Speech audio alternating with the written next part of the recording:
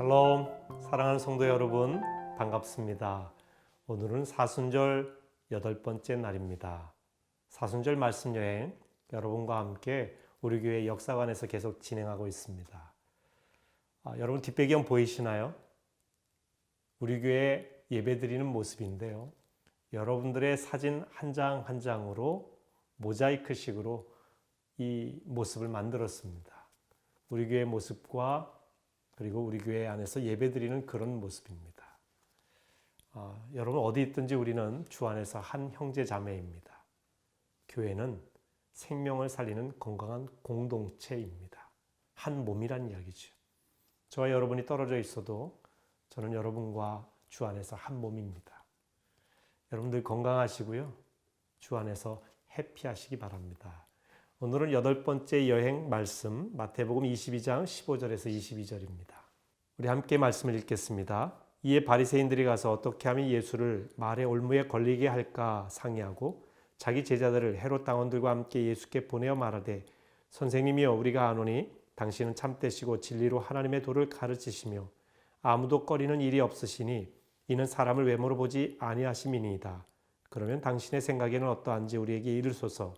가이사에게 세금을 바치는 것이 옳으니이까 옳지 아니하니이까 하니 예수께서 그들의 악함을 아시고 이르시되 외식하는 자들아 어찌하여 나를 시험하느냐 세금 낼 돈을 내게 보이라 하시니 데나리온 하나를 가져왔거늘 예수께서 말씀하시되 이 형상과 이 글이 누구의 것이냐 이르되 가이사의 것이니이다. 이에 이르시되 그런즉 가이사의 것은 가이사에게 하나님의 것은 하나님께 바치라 하시니 그들이 이 말씀을 듣고 놀랍게 여겨 예수를 떠나가니라. 오늘은 세금 문제를 두고 논쟁하시다라고 하는 제목입니다. 오늘 말씀은 이 땅의 권력을 대하는 그리스도인의 태도를 다루고 있습니다. 계속되는 예수님과의 논쟁에서 밀린 바리새인들과 당시의 종교 지도자들은 예수를 어떻게 하든지 함정에 빠뜨리려고 이리저리 상의를 했습니다. 그리고 헤롯 당원을 찾아가 계략을 꾸미게 됩니다. 당시 왕은 헤롯 안티파스였습니다. 헤롯 안티파스는 예수님이 어렸을 때 그 예수님을 비롯해서 유아 살해를 했던 헤롯이라고 하는 왕이 있었죠. 그 헤롯 왕의 아들을 말합니다. 헤롯 왕 주변에는 권력을 추구하는 이들이 득실됐는데요. 왜 그러냐면 이 헤롯 안티파스가 로마의 하수인으로 막강한 권력을 갖고 있었기 때문에 그렇습니다. 바로 이렇게 헤롯을 추종하는 이들을 헤롯 당원이라고 합니다. 이들은 예수님에게 접근해서 묻습니다. 17절이죠. 그러면 당신의 생각에는 어떠한지 우리에게 이르소서. 가이사에게 세금을 바치는 것이 옳으니까 옳지 아니하니까.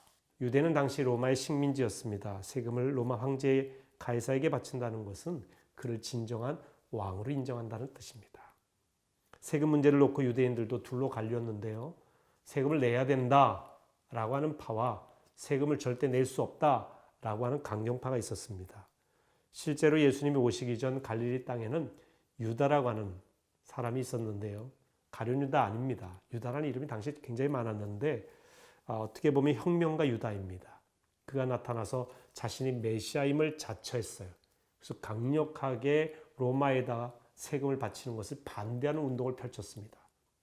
반대하는 사람들과 함께 봉기를 일으켰죠. 그러자 로마에서는 잔인하게 그들을 진압했습니다. 그리고 십자가형에 처했습니다. 얼마나 많은 사람들이 십자가형에 처하게 되었는지 십자가 만들 나무가 부족하다고 할 정도였습니다. 바리새파 사람들은 그간의 예수님의 행적으로 볼 때에 당연히 자신들처럼 세금을 거부하고 자기들의 편에 설 거라고 생각을 했어요. 그러면 헤롯 안티파스, 로마의 하수인인 헤롯 안티파스의 수하들, 헤롯 당원들에게 붙잡힐 것이라고 생각을 한 겁니다. 만약에 두려워서 세금을 내야 한다고 말하면 예수님을 따르던 무리가 실망해서 떠날 것이니 기가 막힌 전략입니다. 그러니까 어떻게 대답하든지 잡혀가던가 백성들로부터 버림받던가 둘 중에 하나가 되겠죠. 그러나 언제나 그렇듯이 예수님은 사람의 마음의 동기를 꿰뚫어 보십니다. 예수님은 데나리온 동전에 새겨진 형상과 글자가 누구의 것인지 물어봅니다. 거기엔 로마 황제의 얼굴과 이름이 새겨져 있습니다. 예수님은 세금 문제에 대해서 이렇게 말씀하시죠. 가이사의 것은 가이사에게, 하나님의 것은 하나님에게. 황제의 것은 황제에게 주라고 했으니 세금을 바치지 말라는 이야기가 아닙니다. 그러니 헤롯 당원에게 끌려갈 일이 없습니다. 덧붙여 하나님의 것은 하나님께 바치라고 하셨으니 바리새파 사람들이 트집을 잡을 수 없었겠죠. 이 말씀의 이면에는 더 중요한 의미가 있습니다. 예수님은 로마 권력과 황제가 얼마나 의로운지 상관없이 이 땅의 권력을 가진 사람들의 지위와 권위를 어느 정도 인정을 하셨습니다. 다만 그것을 선하게 사용하느냐 악하게 사용하느냐는 고난받은 자의 책임으로 돌리셨습니다. 지상의 나라가 전부는 아닙니다. 우리에게는 영원한 하나님 나라가 있습니다. 황제 위에는 하나님이 계시지요. 잠시 권력이 주어졌지만 진정한 그 권력은 하나님께로부터 오는 것입니다. 그래서 예수님의 제자라면 자신이 속한 나라에서 책임과 의무를 다해야 합니다. 그러나 궁극적인 충성은 하나님께, 하나님 나라를 위해서 바쳐야 될 것입니다.